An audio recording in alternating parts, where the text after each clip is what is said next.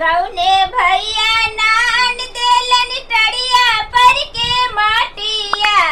कौने भैया नान देलन टड़िया पर के माटिया से कौने रे भैया काटलन करम डाढ़िया से कौने रे भैया काटलन करम डाढ़िया। बड़का भैया नान देलन टड़िया पर के माटिया से छोटका भैया काटलन करम डाढ़िया से छोटका भैया काटलन करम डाढ़िया।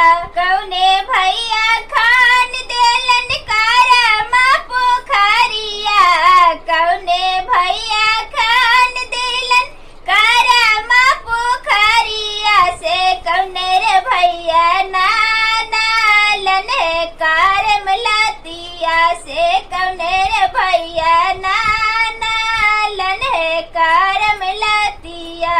मंझला भैया खान देलन करम पोखरिया। मंझला भैया खान देलन करम पोखरिया से संझला भैया नानालन करम लतिया से संझला भैया नानालन करम लतिया। कौने भैया नान दिलन खीरा बाया कुरिया।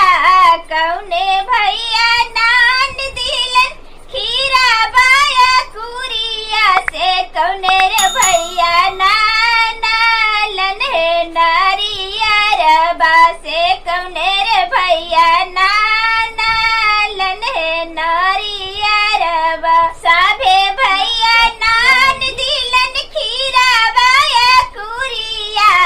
साभे भैया नान दिलन खीरा बाया कुरिया से सबेर भैया नानालन नारियर बा से सबेर भैया नानालन नारियर बा। कौने बहिन बनावे गौरा महादेव के मूर्तिया।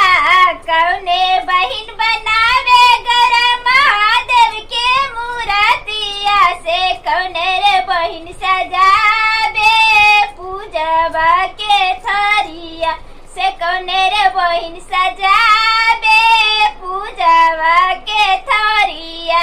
सभे बहिन बनावे गौरा महादेव के मूर्तिया।